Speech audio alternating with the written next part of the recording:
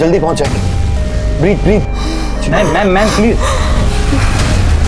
Doctor ये पता नहीं अस्पताल पहुंचते पहुंचते बचेंगी भी या नहीं। क्यों?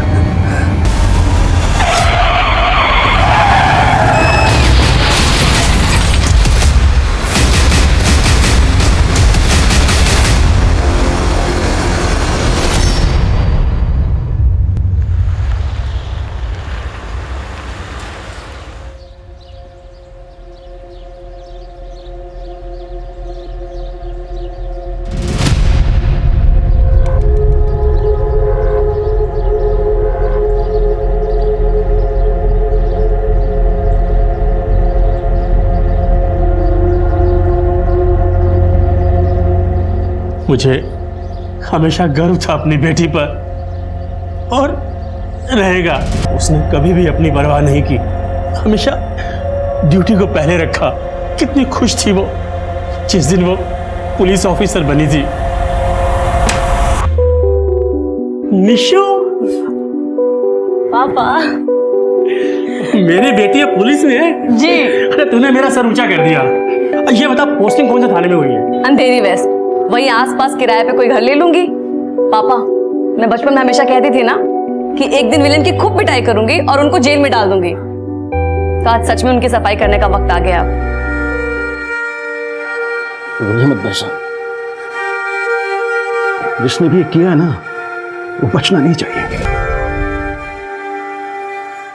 निशा मैम हमारे पुलिस डिपार्टमेंट की सबसे होनहार ऑफिसर्स में से थी। उनका जाना हमारे पूरे पुलिस डिपार्टमेंट के लिए बहुत बड़ा धक्का है। मैं वादा करता हूं आपसे, उनके कातिल ज्यादा दिन तक बच नहीं पाएंगे।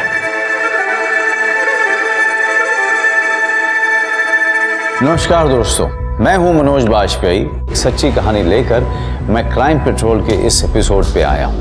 वैसे तो पुलिस कंट्रोल रूम की डायल 100 लाइन पर दिन में काफ़ी कॉल्स आते हैं और हर तरह के अपराध रिपोर्ट किए जाते हैं, जैसे कि चोरियां, किडनैपिंग्स, मर्डर्स और बहुत कुछ। पर इस केस में डायल 100 पर एक ऐसा कॉल आया जिसमें कि एक पुलिस अफसर को ही गोली मारे जाने की घटना रिपोर्ट की गई। एक ऐसी होनहार और ईमानदार पुलिस अफसर जो बहुत आगे जा सकती थी, बहुत बड़े बड़े काम कर सकती थी, पर उसे वो मौका नहीं दिया गया। उसे बड़ी ही बेरहमी से मार दिया गया।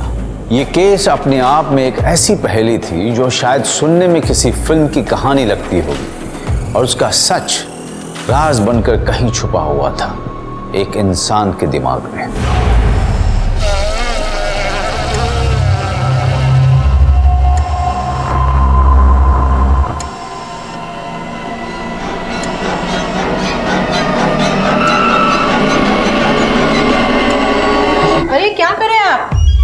ये सब क्या है? क्या हुआ? क्या है? मुझे एक्सीडेंट हुआ था आपका। एक्सीडेंट? जी। कब? कुछ याद क्यों नहीं आ रहा है मुझे? हूँ कौन मैं? नाम क्या है मेरा? क्या नाम है मेरा?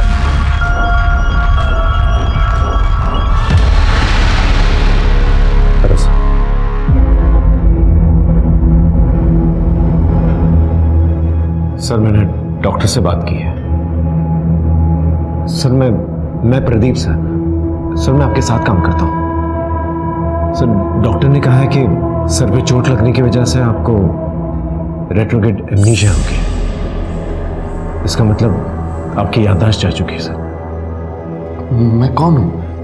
आपका नाम अरविंद मुदगल है सर। आप एक पुलिस इंस्पेक्टर हैं। डॉक्टर ने कहा है कि चिंता करने की बात नहीं है, धीरे धीरे आपकी याददाश्त वापस आ जाएगी। लेकिन सर हमारे पास ज्यादा वक्त नहीं है सर, हमें एक खूनी को ढूंढना है। मैं आपको शुरुआत से बताता हूं सर। कुछ दिन पहले पुलिस हेडक्वार्टर्स में डायल 100 पर एक फोन कॉल आया था। हेलो, पुलिस कंट्रोल रूम, मैं आपकी क्या सेवा कर सकती हूँ? मेरे सामने वाले घर में जोर से आवाज आई है, लगता है गोली चलने की आवाज है। जी, एड्रेस लिखाइए। अंधेरी waste mobile unit, Sampurna society से इमरजेंसी कॉल है। हाउस नंबर 33 से गोली चलने की आवाज आई है। ये तो निशा का घर है। गाड़ी भगा।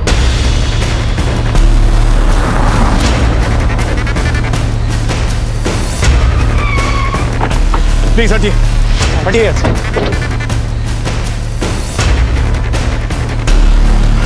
निशा, निशा, निशा, आर यू ओके?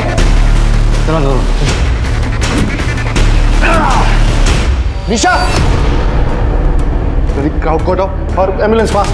आप लोग हटिए पीछे, प्लीज प्लीज प्लीज पीछे हटिए, हटिए, हमें अपना काम करने दीजिए प्लीज। आप लोग जाइए, चलिए नीचे चलिए। हेलो, हाँ, संपूर्ण सोसाइटी हाउस नंबर 33, वहां पर एम्बुलेंस। और उसी एक्सीडेंट की वजह से आपकी याददाश्त चली गई। आप और निशा मैम बहुत अच्छे दोस्त थे, बहुत पुराने दोस्त थे, पुलिस एकेडमी से। इनफैक्ट एकेडमी के बाद आप लोगों की पोस्टिंग एक ही साथ एक ही जगह पर हुई। दिन रात ड्यूटी करते हैं और ये चाय भी ढंग की नहीं मिलती। अब सर टपरी की चाय से और क्या उम्मीद करते हैं एक्चुअली ये देखो, इसे कहते हैं असली दोस्त। जब भी चाय की जरूरत होती है अचानक कहीं से प्रकट हो जाती है, पता है? अरे भाई, इसके हाथ की चाय की बात ही कुछ अलग है। चाय के चक्कर में क्या क्या नहीं किया है इसने। जैसे कि ट्रेनिंग एकेडमी के मेस हॉल में बहुत ही बकवास चाय मिलती थी, तो ये मेरे हाथ की चाय पीने के लिए गर्ल्स हॉस्टल आता था और एक दिन पकड़ा गया। ग्राउंड के 20 चक्कर लगाए थे इसने। सर क्या क्या करते थे चाय के लिए आप? एम्बुलेंस में जो पैरामेडिक था उसने मुझे बताया, हो सकता है उस खूनी के बारे में कुछ कह रही हूँ। प्लीज सर, याद करने की कोशिश कीजिए, ये बहुत ही इंपॉर्टेंट इंफॉर्मेशन है सर।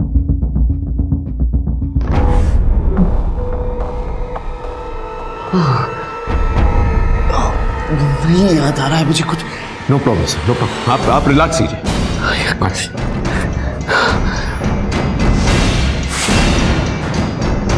सर एक रिक्वेस्ट है सर, मैं चाहता हूँ आप इस केस में मेरा साथ दें। मैंने डॉक्टर से इजाज़त ले ली है सर। आई एम श्योर इस केस की डिटेल स्टडी करते करते आपकी याददाश्त वापस आ जाएगी। सर, जिस तरह से एक इंसान साइकिल चलाना कभी नहीं भूलता, उसी तरह से एक पुलिस ऑफिसर अपनी ट्रेनिंग कभी नहीं भूलता सर। हमें निशा नाम के खूनी को ढूंढना होगा। निशा के घर का दरवाजा बंद था, लॉक भी तोड़ा नहीं गया था। क्या सबूत है कि मर्डर हुआ है? हो सकता है सुसाइड हो।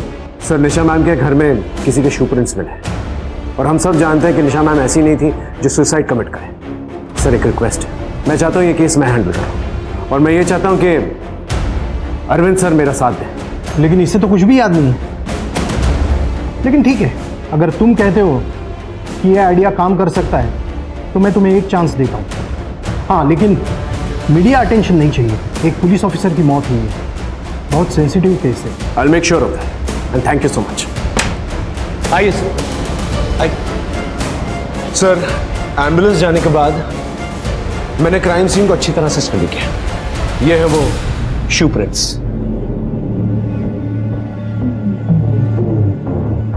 और सर ये है निशा मैम की पर्सनल गन जिसमें उन पर फायर किया गया था। मैम की सर्विस गन रखी हुई थी। और सर मैंने बाथरूम चेक किया था, बाथरूम गीला था। इसका मतलब जब मैम पे फायर किया गया था, सर मुझे लगता है जब मैम नहा रही थी उस वक्त कातिल जो है घर के अंदर दाखिल हुआ था, क्योंकि लॉक टूटा हुआ नहीं था। इसका मतलब उसने डुप्लीकेट की का इस्तेमाल किया होगा। सर कातिल ने ग्लव्स पहने हुए होंगे क्योंकि मैम की पर्सनल गन पे मैम ही के फिंगरप्रिंट्स हैं। सर लेकिन मेरी एक बात समझ में नहीं आ रही है, जब मैम की सर्विस गन यहां सामने पड़ी हुई थी तो कातिल ने उनकी पर्सनल गन ड्रॉअर में से क्यों निकाली और उन पर फायर किया? सर्विस गन तो सामने थी, उससे फायर क्यों नहीं किया? इस सवाल का जवाब मुझे नहीं मिला सर।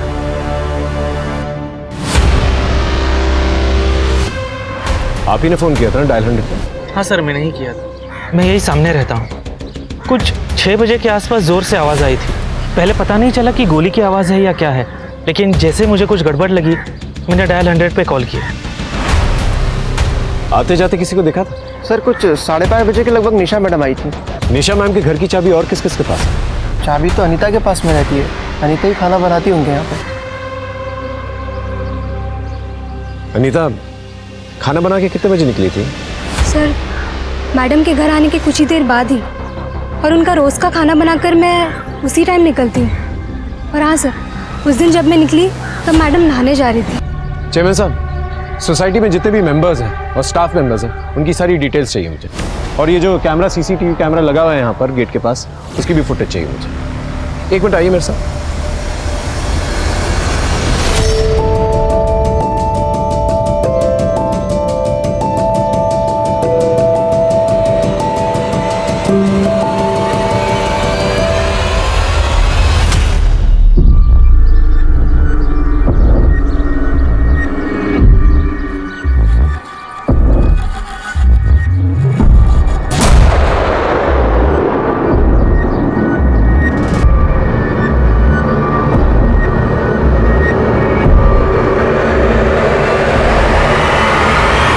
बोला था मैडम को कि ऐसे ईमानदार पुलिस ऑफिसर ज़्यादा दिन टिकते नहीं। उस दिन बहुत हीरोगिरी दिखा रहे थे, क्या हुआ, निकल गई?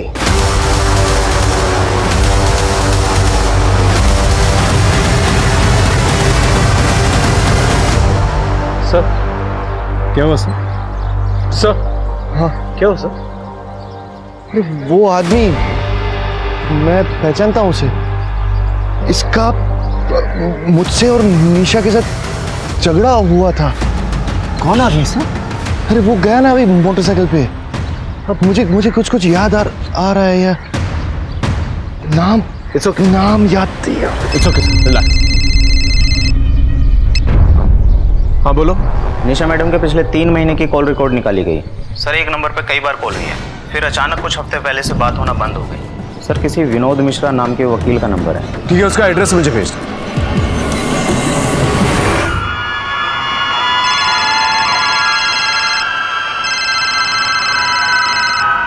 महेश जी, एक बार और सोच लीजिए। अब तो बेटी भी चली गई आपकी। अपने भविष्य का सोचिए और सही फैसला कीजिए। साइन कर दीजिए पेपर पर। उन्हीं का फोन था ये? कोर्ट के किसी केस में निशा और मेरी मुलाकात हुई थी और हमारे बीच कुछ महीनों से रिश्ता भी था, पर मैंने कुछ हफ्ते पहले रिश्ता तोड़ दिया। वो क्या है कि एक पुलिस ऑफिसर के साथ मुझे अपना फ्यूचर नजर नहीं आ रहा था। दिन रात ड्यूटी पे रहती थी वो। रिश्ता तोड़ने के बावजूद आपके फोन से उनके फोन पर मिस कॉल्स आते जाते रहे, ऐसा क्यों? उसके लिए मेरी सहानुभूति थी, चिंता भी थी, इसलिए मैंने उसको कई बार फोन किए, पर उसने मेरा फोन नहीं उठाया। आपके पास निशा मैम के घर की डुप्लीकेट चाबी तो होगी ही नहीं? नहीं, चाबी नहीं है मेरे पास उसकी।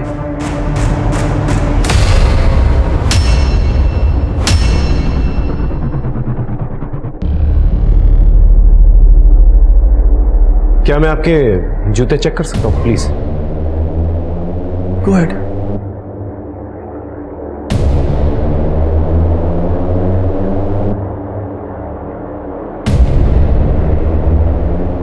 निशा आपके बारे में बहुत बात करती थी। अच्छे दोस्त थे ना आप?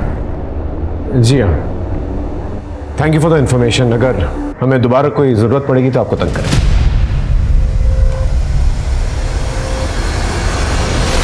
सर इसके बारे में पता करना पड़ेगा कि जिस वक्त निशा मैम का मर्डर हुआ था ये क्या कर रहा था और कहाँ था। हाँ सर, आपको उस बाइक वाले का नाम याद आया? कोशिश कीजिए, शायद याद आ जाए। करीम हूं मैं, करीम, देख लूंगा तुम्हें। करीम नाम था उसका। यस करीम। सर पता करते हैं इस करीम के बारे में। हाँ सर, ये करीम लाल मटका चला था। निशा मैम ने कुछ महीनों पहले इसके यहाँ पर रेड डाली थी, सारा काम धंधा इसका चौपट करवा दिया। गुस्सा तो आया होगा इसे सर। और सर ये काफी डेंजरस आदमी है। धंधा बंद करवाएगी मेरा? हैं, धंधा बंद करवाएगी? अब देख तेरे साथ मैं क्या करता हूँ। जानती है मुझको? नहीं जानती? तेरे जैसे ईमानदार ऑफिसर ना ज्यादा दिन टिकते नहीं, समझी? धमकी देगा साले को। ज्यादा हीरो बनता है ना, तुझे भी देख लूंगा। और तू तो गई। ये उठा के लेके आए सर? उठाओ। निशा मैम को धमकी दी थी ना तूने? मर्डर किया ना उनका तूने? धमकी दी थी, लेकिन क्या प्रूफ है कि मैंने मारा?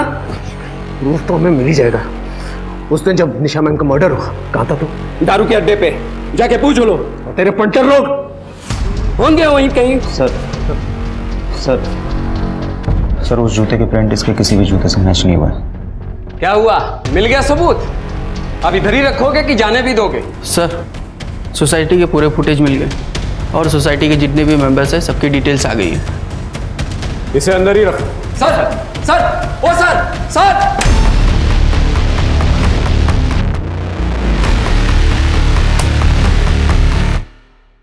सर निशा मैम जो है 5:30 बजे पहुंचे और उसके ठीक 15 मिनट के बाद अनीता वहां से निकली। सर अब देखते हैं इन 20 मिनट में कौन आया और कौन गया।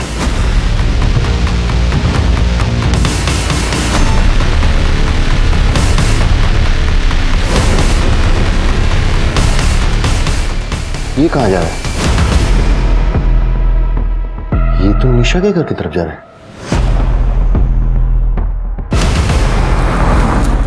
झूठ क्यों बोला था तूने? जब गोली चली थी तो यहां गेट पर नहीं था, काफी देर तक गायब था तू। कहां था?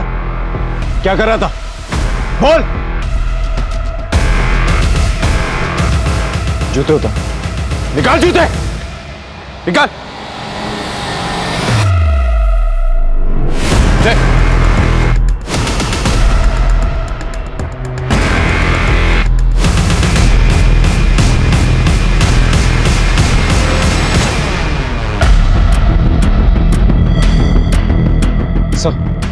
ये वही जूते के निशान है जो निशान हमें निशा मैम के घर में मिले थे। देखिए क्या कर रहा था तू निशा मैम के घर के अंदर? बोल। निशा मैम को क्यों मारा? बोल। सर सर सर आराम से। सर उठिए सर, उठिए उठिए उठिए, आराम से आराम से। सर ये जो वॉचमैन लक्ष्मण है ये पहले भी क्राइम कर चुका है, छोटे मोटे, और इसके घर से सस्ते वाले ड्रग्स भी मिले हैं। लेकिन एक बात समझ में नहीं आ रही सर, निशा मैम को मारने का क्या मोटिव हो सकता है इसका? हो सकता है वो करीम का हाथ हो इसके पीछे, उसने अपने गिरोह में शामिल कर लिया हो सकता है सर। अब ये बात तो लक्ष्मण ही बता सकता। अमित, लक्ष्मण की फोटो आसपास के पुलिस थाने में भिजवा दी। Yes sir. और वो जो चेयरमैन ने सोसाइटी वालों के पेपर्स दिए थे वो कहाँ है? Yes sir. एक इंटरेस्टिंग बात है सर, ये अनीता है जो निशा मैम के यहाँ पर खाना बनाने का काम करती थी। इंटरेस्टिंग बात यह है sir that she is a graduate, और ये बात मैंने कंफर्म की। फिर भी निशा मैम के यहाँ पर खाना बनाने का काम करती थी और सिर्फ निशा मैम के यहाँ ही काम करती थी, और कुछ महीनों पहले ही इसने ज्वाइन किया। इतनी पढ़ी लिखी होने के बावजूद ये बाई का काम क्यों कर रही थी? सर ये तो रावत की बीवी है ना सर। कौन रावत? रावत हमारे थाने में कांस्टेबल था, आपके आने से पहले निशा मैडम के अंडर में काम कर रहा था सर। उसने सुसाइड किया था, और सर अंदर की बात यह है कि मैडम ने उसे रिश्वत लेते हुए पकड़ा था। मैडम ने बोला था या तो रिज़ाइन कर दे, वरना मैडम उसे एंटी करप्शन वालों को रिपोर्ट कर देते हैं सर। इसी शर्म की वजह से शायद उसने सुसाइड कर लिया होगा। और निशा को काफी समय तक इस बात का अफसोस भी था, उसने बताया था मुझे। कुछ याद आ रहा है मुझे। उसने खुद को मार लिया अरविंद, सुसाइड किया है उसने मेरी वजह से। शायद कहीं ना कहीं मैं जिम्मेदार हूं इन सब में। ऐसा मत सोचो निशा, इसमें तुम्हारी कोई गलती नहीं। सर ऐसा भी हो सकता है कि अनीता ने अपने पति की मौत का जिम्मेदार निशा मैम को ठहराया। सर मोटिव बनता है सर। अनीता 5:45 बजे सोसाइटी से बाहर गई, गोली उसके बाद चली। सर ये भी तो हो सकता है कि पड़ोसी जयेश ने गलत टाइमिंग बताई। कुछ 6 बजे के आसपास जोर से आवाज आई थी। सर एक बार अनीता से पूछताछ करते हैं। हाँ।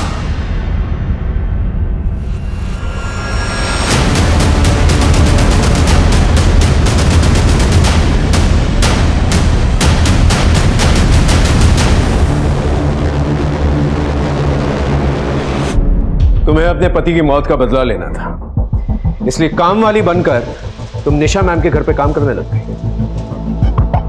तुम्हें पता था ना कि निशा मैम अपनी पर्सनल गन ड्रॉवर में रखती है, इसलिए साफ सफाई करते वक्त तुमने वो गन निकाली और उन पर गोली चला दी, है ना?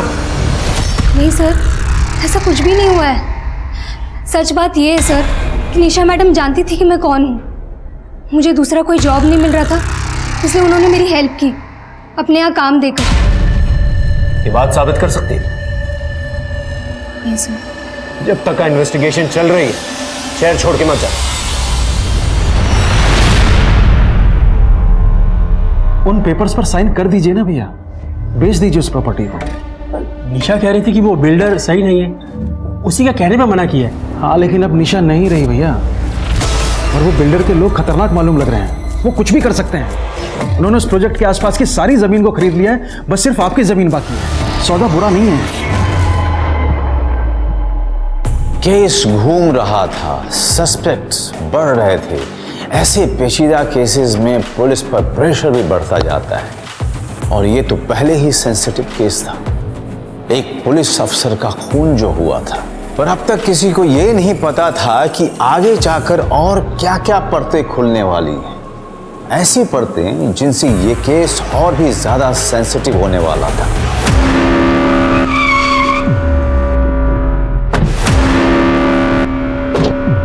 Sir, are you okay? या आई एम ओके। सर आप थोड़ा थोड़ा याद करिएगा कि निशा मैम ने आपको एम्बुलेंस में क्या कहा। क्या है कि अगर वो बात याद आ गई ना आपको, तो we can crack the case. ठीक है सर। या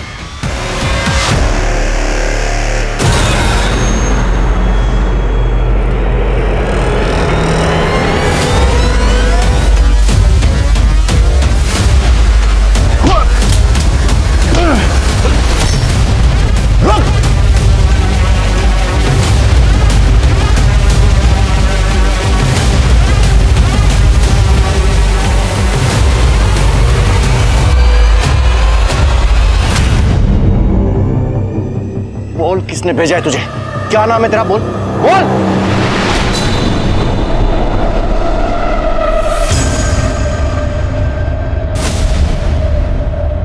अरे ये कहाँ लेके आई है तू मुझे? यहाँ नहीं, वहाँ। चल। अरे देख, अभी भी तुझे बोल रहा हूँ, ऐसे मामलों में मत पड़। अरविंद, बात इंसाफ की है और मैं पीछे नहीं हटूंगी। अरे पर ना कम ऑन, लेट्स गो, चलो। अरे सुन तो। Come on.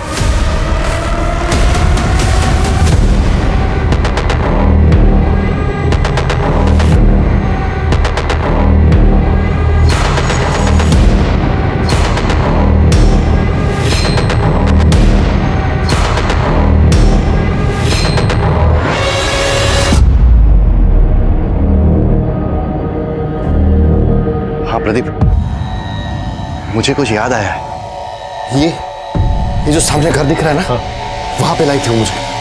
चला चला, यही लाई थी वो मुझे। किसी से मिलाना चाहती थी वो मुझे।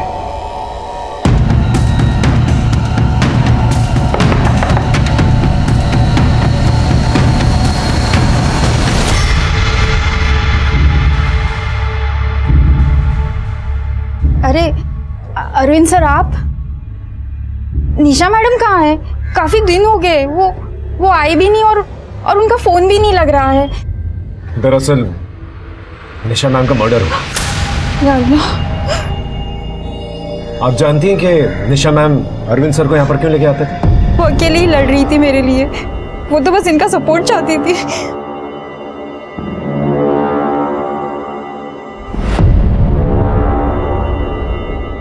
तुम्हारे लिए लड़ रही थी मतलब? आकाश चावला बहुत ही बड़ा बिजनेसमैन है, काफी पहुंच भी है उसकी। मैं उनकी यहाँ सफाई का काम करती थी। कुछ हफ्ते पहले उनके बेटे सर्वेश ने मेरे साथ।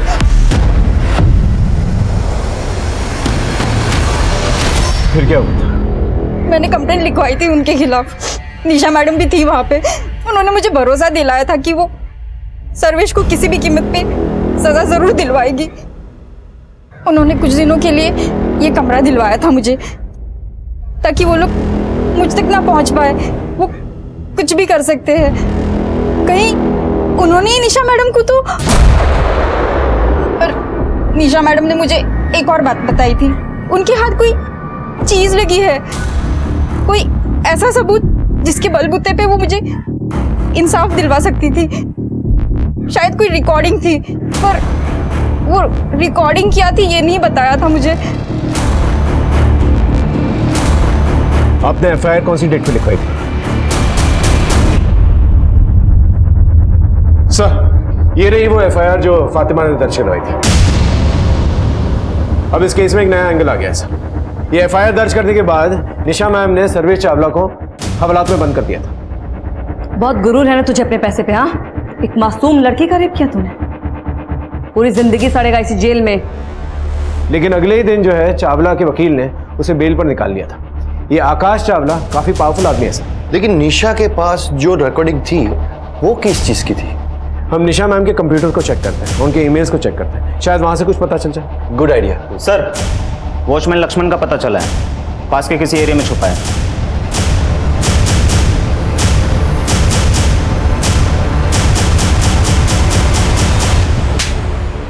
भागा क्यों था? भागा क्यों? बोल। साहब, मेरा पहले से क्रिमिनल रिकॉर्ड था, गरीब आदमी हूँ, मुझे लगा कि आप लोग खून के इल्जाम में मुझे फंसा देंगे, तो मैं डर गया था। तो तुम्हारे जूते के निशान उस घर में क्या कर रहे थे? कि एक दिन पहले निशा मैडम ने मुझे नशा करते हुए पकड़ लिया था।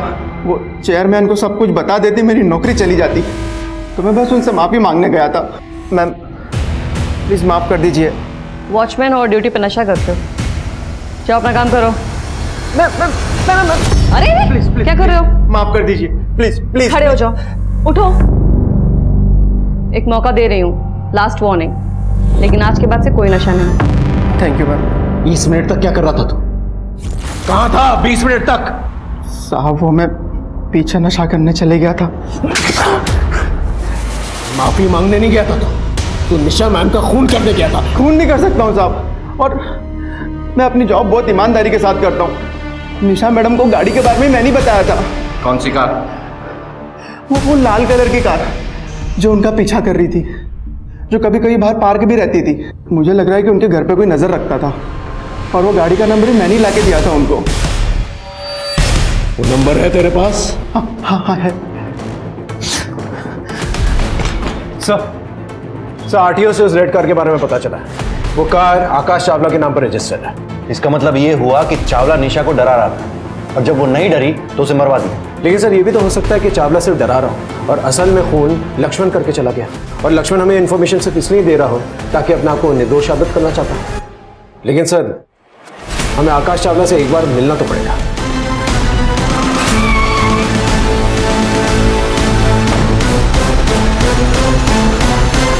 एक पुलिस ऑफिसर का पीछा करना, उसमें नजर रखना, उसे धमकी देना, और क्या क्या करवाया mister Chawla? Look officer, I am a busy man. अगर आपको कुछ सवाल जवाब करने हैं तो आप मेरे पीए से अपॉइंटमेंट लेकर आइए, और वैसे भी अपने लॉयर के बिना मैं आपके किसी भी सवाल का जवाब नहीं दूंगा।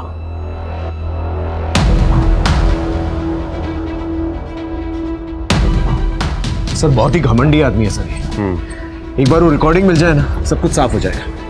मैं पता करता हूँ सर।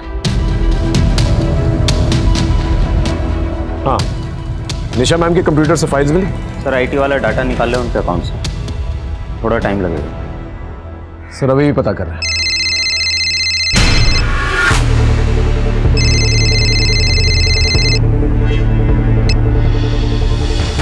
Yes sir.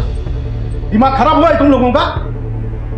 चावला जैसे बड़े आदमी को लपेट रहे हो केस में, कोई सबूत है उसके खिलाफ? नहीं है सर, लेकिन हम कोशिश कर रहे हैं सर। कोई जरूरत नहीं है, मैंने मना किया था ना, मीडिया अटेंशन नहीं चाहिए। चावला से दूर रहो और इस केस को जल्दी से जल्दी बंद करो। Is that clear? सर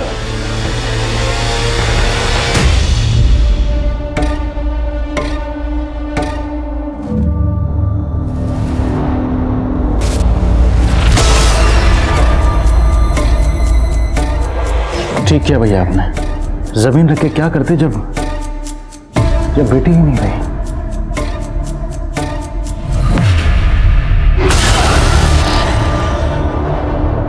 राक्षस हो तुमने जो किया है ना उसके लिए तुम्हें नर्क में भी जगह नहीं मिलेगी।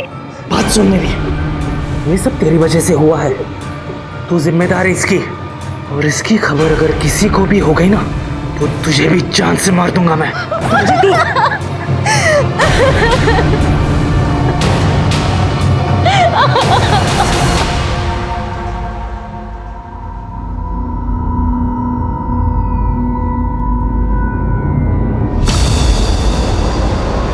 सर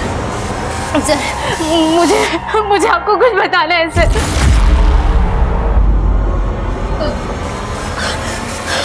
अब बताइए किसने किया आपके साथ ये? मेरे पति मुझे शुरू से मारते थे, लेकिन मैं ही कमजोर थी कि मैं कुछ कह नहीं पाई। और इसकी कीमत मेरी बच्ची को चुकानी पड़ी। हर बार बोला ना तुझे, मेरी बात नहीं मानेगी ना जान से मार दूंगा मैं, समझी तू? मम्मी को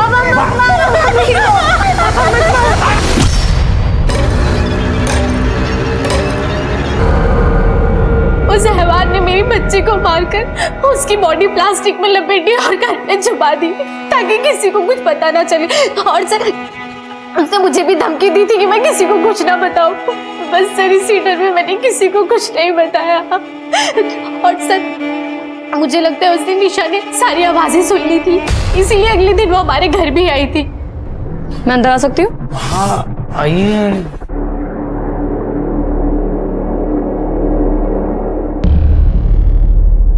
कल यहाँ से बहुत चिल्लाने की आवाज आ रही थी, सब कुछ ठीक है ना? हाँ ठीक है मैडम।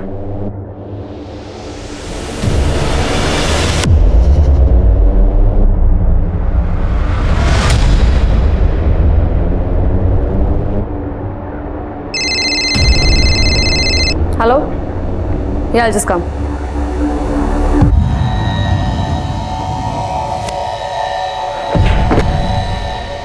शक हो गया है उसे, वापस लौटेगी वो। लगता है मुझे कुछ तो करना पड़ेगा। मुझे लगता है कि निशा मैडम को भी मेरे पति ने ही मारा है, क्योंकि जिस दिन निशा मैडम का मर्डर हुआ था उस दिन उसने मुझे बहुत मारा था और मार मार के कमरे में बंद कर दिया। और सर मेरे बेटी की बॉडी अभी भी घर पर ही पड़ी है। सर मैं कैसे तैसे अपनी जान बचा कर वापस आई हूँ। अपनी बेटी को इतनी बेरहमी से मारा है, इंसान नहीं हैवान है। तो जानबूझ के नहीं मारा साहब। इसकी लाश देखी है मैंने, दिल करता तुझे यहीं दफन कर दूं। निशा मैम को क्यों मारा? साहब आपको फोन तो मैंने ही किया था। अरे तो इसलिए है ताकि तुझ पर शक ना जाए। अपनी बेटी को तो तूने मारा ही है, अगर पता चल गया ना मुझे कि निशा मैम को भी तूने मारा तो लंबे के लिए जाएगा तू।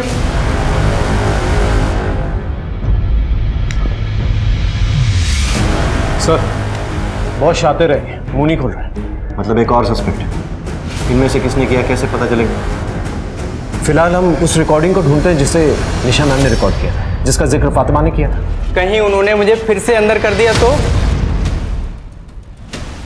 हुक्म का इक्का है मेरे पास।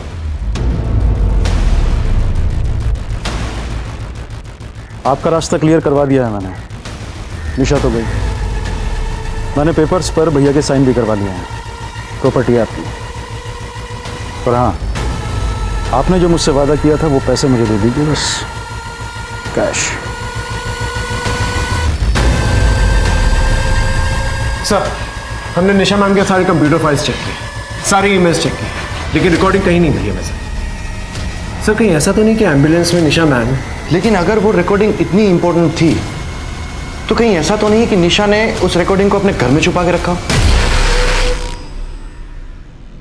हो सकता है। Let's move.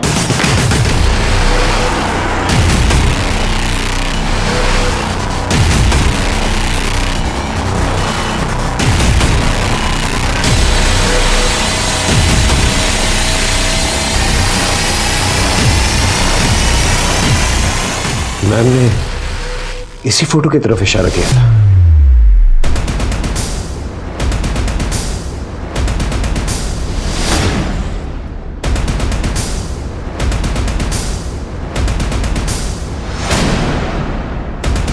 सर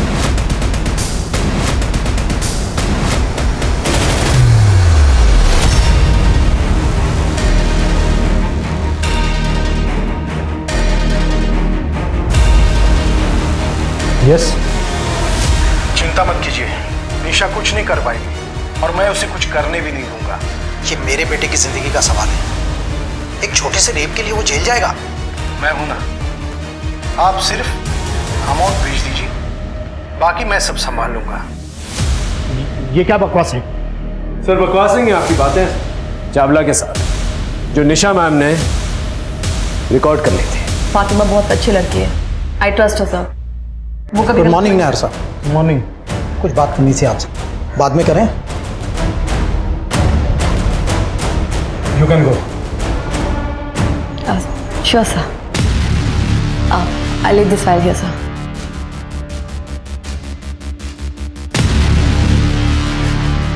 और इसी रिकॉर्डिंग के जरिए आप पर प्रेशर डाल रही थी वो कि आप चावला का साथ छोड़ दें ताकि वो अपना काम जो है ठीक से कर सके और फातिमा को इंसाफ दिला सके। Am I right? कहीं इसी की वजह से आपने निशा मैम का मर्डर तो नहीं कर दिया? नॉनसेंस। देखिए सर, कन्फेस कर लीजिए वरना सच तो है हमारे पास। आइए प्लीज।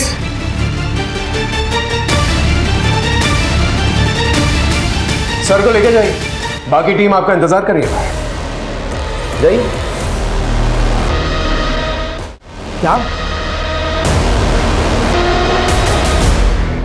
क्या हो पापा, कोई टेंशन? अपना हुकुम का इक्का जोकर बन गया।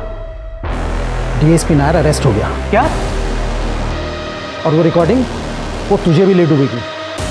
फोन लगा लॉयर को, अब वही कोई तोड़ निकालेगा। सर ये रिकॉर्डिंग सर्वेश चावला और डीएसपी सर की बहुत ही इंपॉर्टेंट प्रूफ है कि सर्वेश चावला ने ही फातिमा का रेप किया। हमें इसका जल्द से जल्द फायदा उठाना चाहिए और सर्वेश चावला को सीधा अंदर ले जाना चाहिए। Excuse me. हाँ विनोद बोलो। मैं सर्वेश चावला का लॉयर हूँ। फिलहाल उसी हैसियत से मैं आपके पास आया हूँ। मेरे क्लाइंट की कुछ रिकॉर्डिंग है आपके पास। मैं चाहूँगा कि आप वो रिकॉर्डिंग मेरे साथ शेयर करें, बाकी तो मैं कोर्ट में देख लूँगा।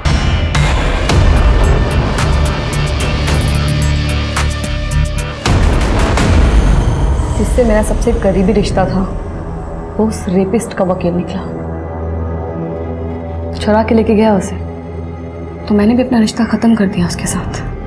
सर इस विनोद ने हमसे झूठ क्यों कहा था कि पहले रिश्ता निशा मैम के साथ इसने तोड़ा है? और तो और ये दुश्मन का लॉयर है।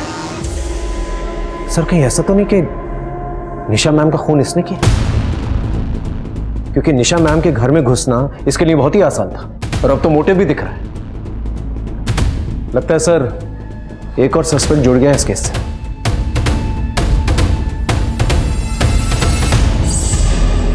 सर अब तो आपकी काफी मेमोरीज लौटकर आ चुकी। निशा मैम ने आपको एम्बुलेंस में क्या कहा था, उसका राज आपके दिमाग में अभी तक दफना। उस राज को याद करने के लिए तो अपनी याददाश्त को कुरेद कुरेद के थक चुका हूं यार। आई अंडरस्टैंड सर, पूरी रात हम लोग यहाँ पर रहे हैं, आप थक चुके होंगे। आप एक काम कीजिए, आप घर जाइए, मैं थोड़ी देर और रुक के जो है इस केस को बारीकी से स्टडी करता हूँ। अरविंद पर प्रेशर बढ़ रहा था उस रात हुई घटना को याद करने का। विक्टिम निशा उसकी अपनी दोस्त थी और उस रात मरने से पहले निशा ने अरविंद के कान में जो कुछ भी कहा था उसी में शायद इस केस को सुलझाने का रास्ता था। पर वो चाहकर भी निशा को इंसाफ नहीं दिला पा रहा था। अपनी खोई हुई याददाश्त की वजह से अरविंद अब अंदर ही अंदर गिल्ट महसूस करने लगा था।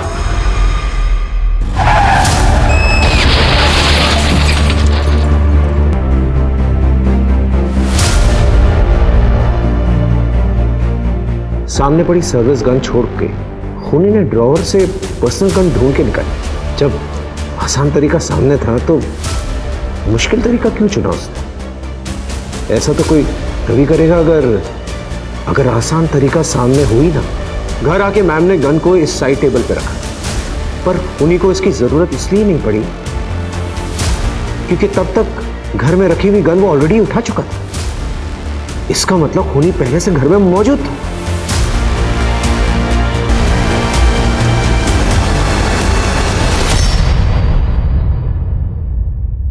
गोली यहां से चली और गोली पीठ से निकलकर ये देखो यहां पर घुसी, इस कबर्ड के पास।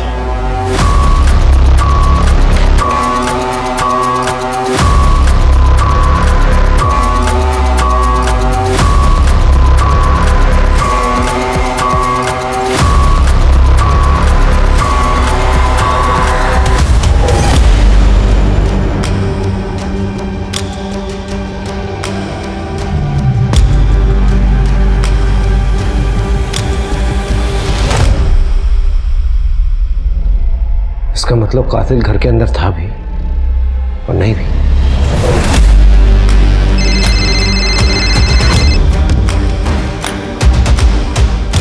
Yes sir. प्रदीप, मुझे याद आ गया है कि उस दिन मुझे इस निशा ने क्या कहा था। मुझे पता लग गया है कि असली खूनी कौन है।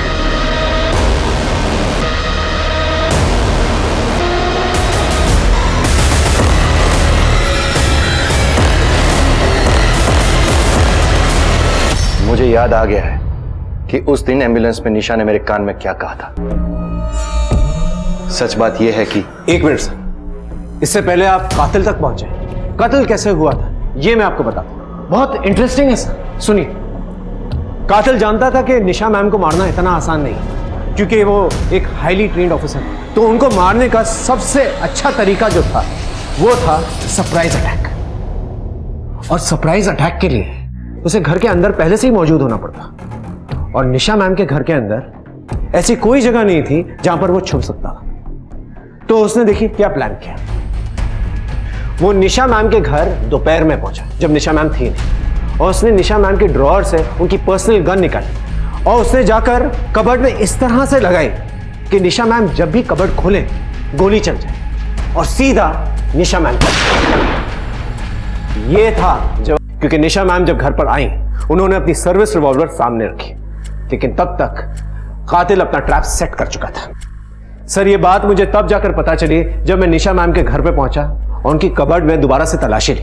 तब मुझे बारूद के ट्रेसेस मिले जो गन चलने पर निकलते हैं। लेकिन सर, एक बात समझ में नहीं आई। जब हम क्राइम सीन पर पहुंचे तो वो गन जो कबर्ड में मौजूद होनी चाहिए थी वो हमें जमीन पर मिली।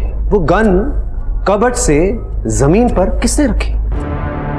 और यही सवाल जो है हमें कातिल की पहचान करवाता है सर।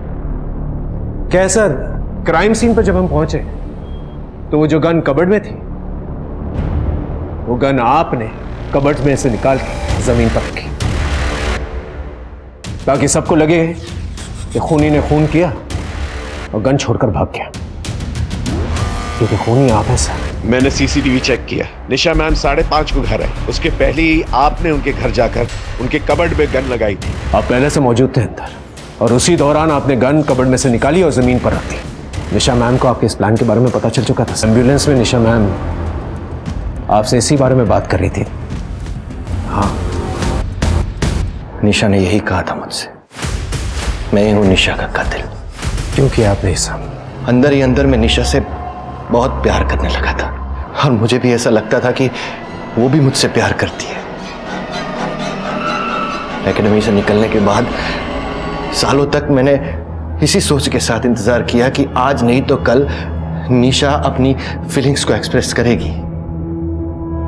लेकिन जब उसने विनोद के बारे में बताया, लेकिन मुझसे वो सहन नहीं हुआ, और ये कड़वा कूट भी ये सोच के पी गया कि जब मैं निशा को अपनी फीलिंग्स के बारे में बताऊंगा तो वो मेरे प्यार को अपना लेगी। लेकिन ऐसा भी नहीं हुआ। ये क्या है? निशा, निशा, आई लव यू। तुम मेरे सबसे अच्छे दोस्त हो, तुम अपने मन में ये सब लेके बैठे हो। तुम्हारे मन में कुछ और बाहर कुछ और है। निशा, मेरी बात I said leave. Nisha, leave. दोबारा अपनी शक्ल मत दिखाना मुझे। और उसी गुस्से में मैंने ये फैसला कर लिया कि मैं निशा को मार दूंगा, और इस तरह से मारूंगा कि किसी को मुझ पर शक नहीं होगा। क्योंकि जब गोली चली तब तो मैं तुम्हारे साथ ड्यूटी पर था ना, लेकिन उस एक्सीडेंट में मेरी याददाश्त खोने और वापस पाने के बाद मुझे अपना जुर्म कुछ अलग नजरिए से दिखने लगा। सच कहो यार, मुझसे बहुत बड़ा गुनाह हो गया। निशा मैम के मर्डर के लिए मैं आपको गिरफ्तार करता हूं। You are under arrest Arvind Mudgal. यही एक लौता और अनोखा ऐसा केस था जिसमें विक्टिम और इन्वेस्टिगेटर और क्रिमिनल तीनों ही पुलिस अफसर थे। और इतना सब आखिर हुआ क्यों? सिर्फ इसलिए कि एक आदमी अपनी भावनाओं का इस हद तक गुलाम बन गया कि बस एक लड़की की ना ने उसे अपराधी बना दिया। जुर्म को पैदा करने वाले हालात चाहे किसी भी तरह की दुनिया में किसी भी तरह के लोगों को शिकार क्यों न बनाए, पर होते तो सब एक से ही है। इनसे बचने का सिर्फ एक ही रास्ता है, और वो ये कि अंतरात्मा और मस्तिष्क इतनी मजबूत हो कि कोई भी हालात हमें गलत रास्ते पर ना धकेल सके। कल फिर मिलेंगे क्राइम पेट्रोल की इस विशेष श्रृंखला में एक नए केस के साथ। तब तक आप अपना और अपने परिवार का खूब ख्याल रखिए और देखते रहिए क्राइम पेट्रोल सतर्क। जय हिंद।